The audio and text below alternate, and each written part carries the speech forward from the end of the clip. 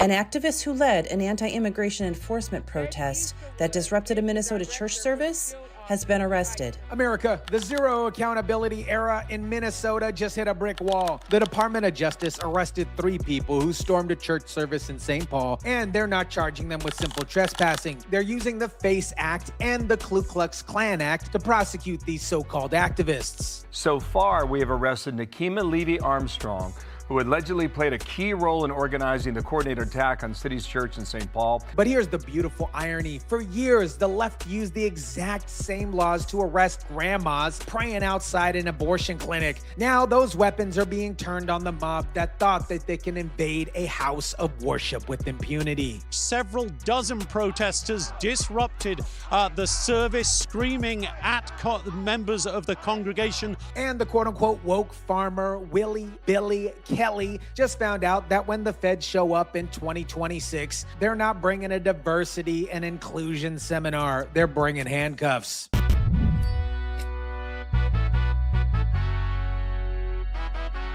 What is up, guys? Tyson DeLaCruz here. Thank you so much for rocking with me. The DOJ isn't just charging these people with trespassing. They're using a heavy-hitting federal statute originally designed to protect the most vulnerable people from organized terror. Billy Willie Kelly, the gentleman with the beanie, the beard, and the Biggie shirt, is being charged under 18 U.S.C. 248. That's the FACE Act, the Freedom of Access to Clinical Entrances Act. For years, the left used this law to arrest grandmas who were praying outside of abortion clinics and things like that. Now it's being used to protect the church from a screaming anti-ICE mob. And according to Noam, Armstrong is in custody under a federal civil rights charge. Nakima Levy Armstrong is being charged under 18 U.S.C. 241, the Ku Klux Klan Act. This is a Reconstruction-era law designed to stop the Klan from suppressing Black American civil rights. Now it's being used to charge a civil rights activist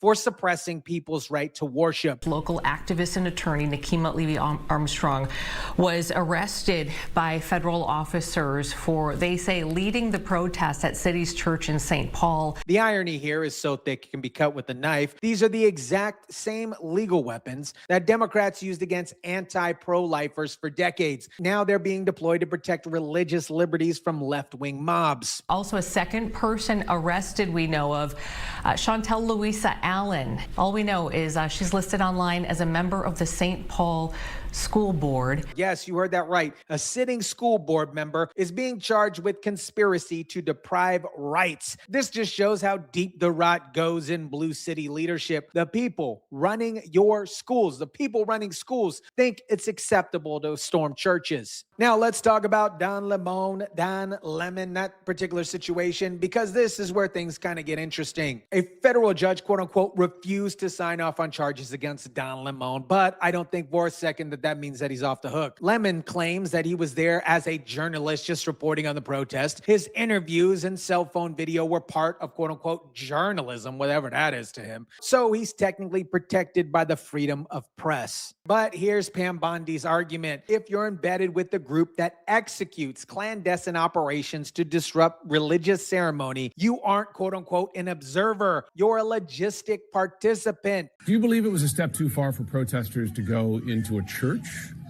I don't.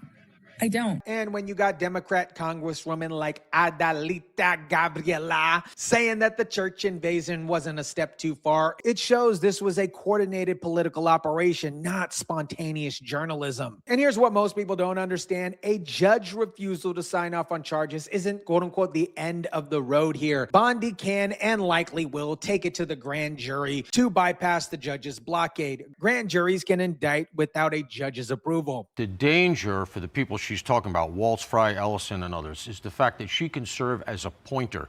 Whether we choose to believe her or not, it comes down to will a grand jury, or ultimately, if it goes to trial, a petit jury, a jury of her peers, 12 people, potentially believing her testimony relative to these other people. But when you have somebody like this that was on the inside, we always called it in intelligence a pointer. As you ferret through a mountain of stuff, if you have a quote-unquote pointer to say, no, forget about that, look over here, saves you a lot of time, it helps focus the investigation. So Don Lemon might be thinking that he's dodging a particular bullet here, but this investigation is is obviously just getting started. And when federal prosecutors start looking into the communications, the funding sources, the coordination, a lot of people are going to have some very uncomfortable conversations. Now, let me ask you a question that nobody in the media, or hardly anybody in the media, seems to want to touch. How does the quote-unquote woke farmer Billy Willie Kelly fly from coast to coast, stay in hotels, and spend every day screaming at people without a 9-to-5 job? I mean, what we're seeing around this country is they're using their political influence to attack people that disagree with them.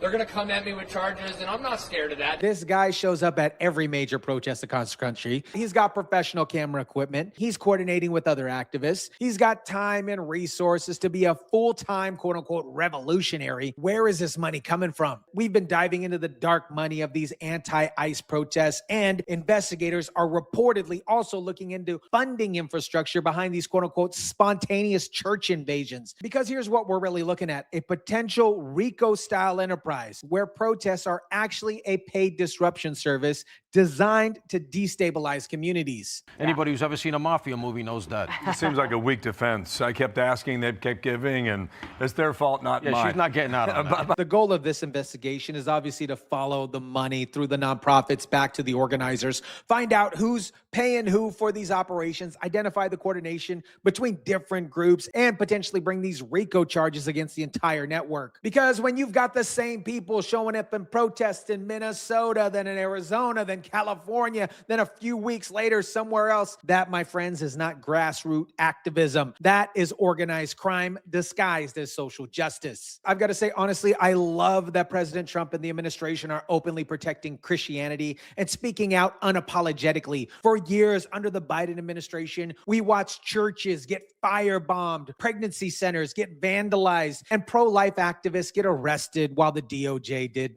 absolutely nothing. Secretary Kristi Noem with the Department of Homeland Security posting, she said Homeland Security investigators and FBI agents arrested Nekima Levi Armstrong. Secretary Kristi Noem said it perfectly. There is no First Amendment right to obstructing somebody's practice to their religion. The First Amendment protects your right to worship, not the mob's right to disrupt your worship. The attorney for Cityscape Church released a powerful statement. The First Amendment right does not allow premeditated plots or coordinated actions to violate or disrupt worship. And that, my friends, is the key. These weren't spontaneous protests. This was a premeditated plot to invade a church and terrorize families. That's why federal charges are appropriate here. Vice President JD Vance was in Minnesota, and he made it crystal clear what's going to happen to people who attack churches and intimidate families. They're scaring little kids who are there to worship God on a Sunday morning.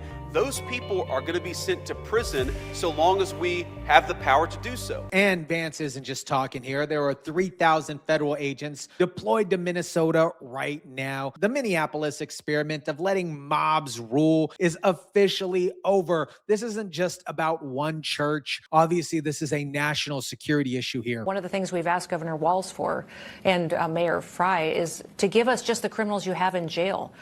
They've released 490 murderers and rapists and drug traffickers onto their streets. Secretary Kristi Noem revealed that Walz and Frey had 490 violent criminals in custody, murderers, rapists, drug traffickers, and instead of handing them over to ICE for deportation, they released them back into Minnesota streets. That, my friends, is the kind of leadership that enables church invasions. The bottom line here is when you storm a church in 2026, you aren't a quote-unquote peaceful protester. You're a piece of crap. Now, let's quickly jump into Amy Bock, the alleged ringleader of Minnesota's $250 million welfare fraud scheme, because she's sitting in prison right now and she's spilling all the beans on everybody who knew about this scam. I have to believe that the governor's office and Keith Ellison's office were aware of this. They've said they were involved in helping the FBI. They've said they were made aware. Bock told Fox News from behind prison bars, I have to believe that the governor's office and Ellison's office were aware of all of this. They said they were involved in helping the FBI. They've said they were made aware. Sounds to me like Amy ain't going down without taking some folks with her. And when you're facing 30 years in federal prison, you just start getting really honest about who knew about what and how. It all went through a process. They were all approved. They were all paid by the state, yet all the fingers are being pointed at me. Bock's defense is basically the state approved of all these businesses. The state paid all these claims. I didn't do it alone. The government was complicit in every step of the way. Whistleblowers told a congressional committee Minnesota Governor Tim Walz and Attorney General Keith Ellison there ignored warnings for years as millions of dollars and millions were stolen on their watch. Congress is investigating a long list of massive fraud schemes in the state. The total fraud in Minnesota has led to at least $9 billion in losses, and that counter is still counting. Congress also asking why the Attorney General there would meet with a group of Somali fraudsters, which were under FBI investigation in 2021. The group can be heard in an audio clip given to us by Bock's lawyer, offering to donate to his campaign if he can help them get their funding flowing again. So you've got the state's top law enforcement official meeting with people under FBI investigation who are offering him campaign donations in exchange for keeping the fraud money flowing. That's not incompetence. That is corruption. America, we're witnessing a historic pivot where the very laws used to target pro-lifers are now being turned against a mob who thought they could invade churches with impunity. The FACE Act and the KKK Act, weapons Democrats used for decades, are now protecting religious liberties from left-wing activists. 3 arrests have been made. Don Lemon is still under investigation despite a judge's refusal. Federal prosecutors are following the money trail behind professional protesters. And Amy Bock is naming names from a prison cell implicating Walz and Ellison in $9 billion worth of fraud. The Trump administration openly defending Christianity, deploying 3,000 federal agents to Minnesota and making it clear, attack a church, you go to federal prison. The zero accountability era is over. Let me know what you think about this. Drop it down in the comment section down below. Smash the like button if you kindly would. Share, subscribe, and as always, guys, I'll catch you on the next one.